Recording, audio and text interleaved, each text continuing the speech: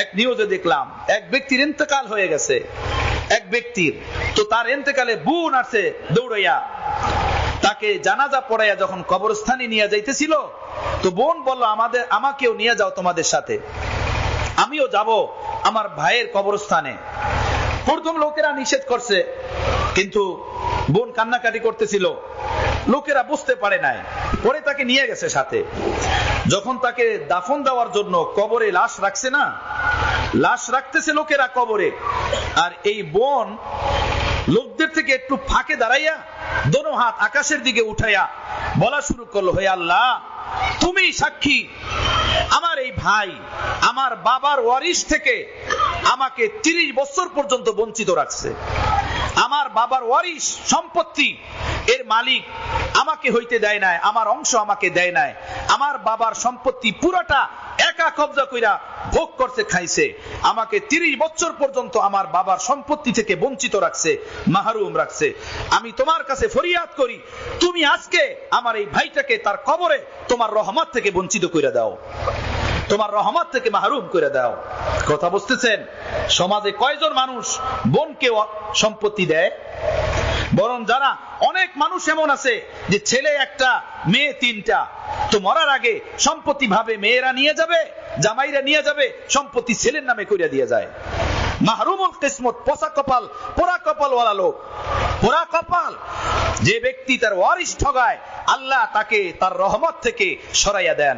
আল্লাহ বান্দার সাথে আল্লাহর সাথে যে এক রহমতের বন্ধন, ঈমানের বন্ধন, ঈমানের সম্পর্ক, আল্লাহ ওইটা কেটে দেন, আল্লাহ ওইটা কেটে দেন।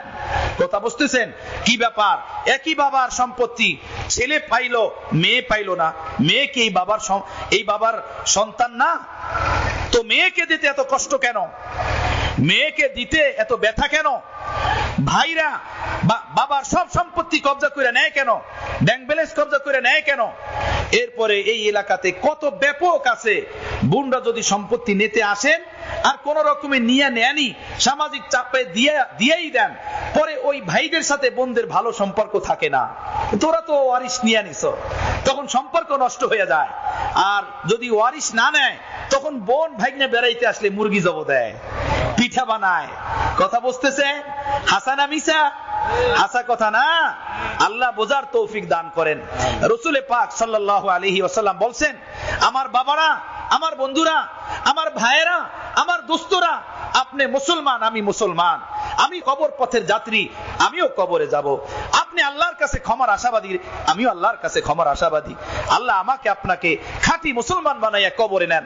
নবী মুহাম্মদুর রাসূলুল্লাহ রাহমাতুল লিল আলামিন উনি বলেন, কোন মানুষ যদি কোন মানুষের 3 পয়সা পরিমাণ হক নষ্ট করে, 3 পয়সা সম পরিমাণ হক নষ্ট করলো, যেটা তার হক ছিল তাকে দিলাম না, তাকে মেরে দিলাম, যে কোনো ভাবে ওজনে কম দিলাম, শক্তি বলে কবজা করলাম, জনবলে, পদবলে, ক্ষমতা বলে আয়ত্তে নিয়ে নিলাম।